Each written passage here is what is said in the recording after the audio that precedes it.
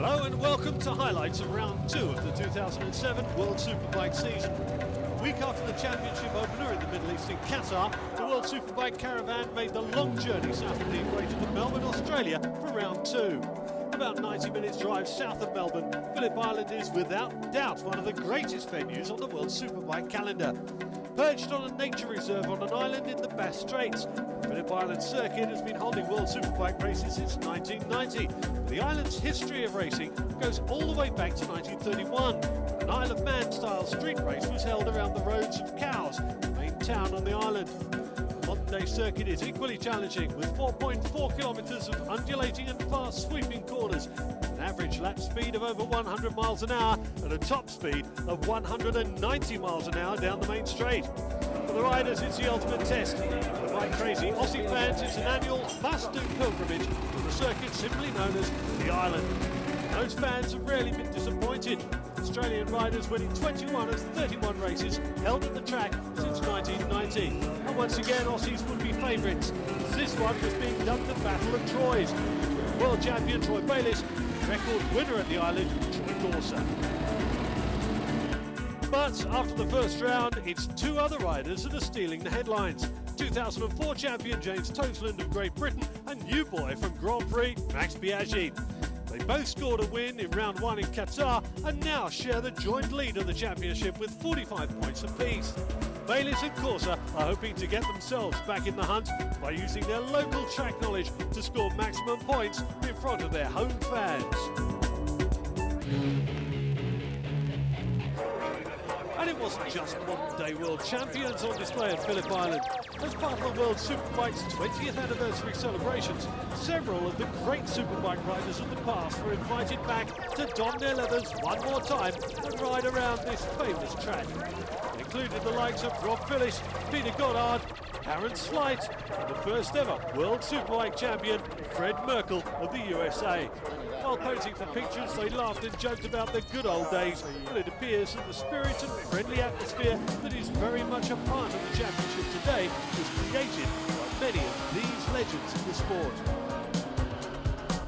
It was amazing. It was gritty, you know. It was a bunch of characters from different parts of the world, you know, with a bit of factory backing, and it was just awesome. You know, it's wonderful to be here this weekend and see that it's different, but it's still the same. You know, the competition was just phenomenal back then. Absolutely awesome. It was actually, you know, riding the States for the AMA for so many years, and it was 3-time United States champion, and coming from the backgrounds of the Freddie Spencers and the Eddie Lawsons and Superbikes and stuff like that, it was a high caliber of rider in the AMA, but then to jump onto the world scene, like I said before, it was just as gritty. There was just as much talent out there, and the competition was fierce. Any of the, say, top 10 or 12 protagonists could win on any given weekend. So the competition was there, and it just became a viable series. Back to the business of today's legends. Fred Merkel was an interested viewer of the highly contested Superpole to decide the grid for round 2. After 2 intense qualifying sessions, it was local hero Troy Bayliss who led the way, closely followed by James Toseland. Blustery winds gusting off the Bass Straits, it was tough to get good racing lines. The king of slide, Noriyuki Haga, set the early pace on his R1 Yamaha, taking provisional pole. 2 riders left and conditions getting worse. Championship leader James Toseland went out for his Superpole lap. Yeah, James has never really concentrated so much on qualifying. It's never been that important to him. Front row is always important, but that's really all he'll be worried about. He doesn't go for out-and-out times. Yeah, the funny thing is you'll see Bayliss last season would try and dominate from the first practice session. You'll see Corser needs pole position to feel confident enough to win the races. James doesn't care. He goes out, does his consistent race lap times, and then you can tell in his eyes on a Saturday night if he thinks he's going to win on a Sunday. Yeah, no kidding. And slightly ragged out of Siberia, but up at the moment after the first split. Let's take a look at the second. A 106.7 by Corser. This is a 106. Oh, he's up! 0.037. So James Toseland has got a chance to go pole here at Phillip Island. This is the first place he ever tested in terms of his World Superbike career and Supersport career. That was when he was 17. He's a lot older now, and he's already been world champion, and he wants to mix it with the very best. And this is the place to do it. Phillip Island, one of the greatest circuits in the world. And here comes James Toseland. Can he be pole position? 132.6. And he's done it by 0.407. 107. Has the world champ been rattled by the pace of James Tozen?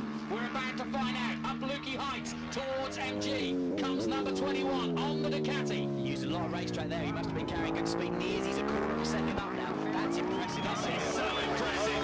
That was all the way up in Lukey Heights, wasn't it? Yeah, up the hill and over the top. He was the only person to use that much track at Lukey Heights, and he's very impressive out this last corner.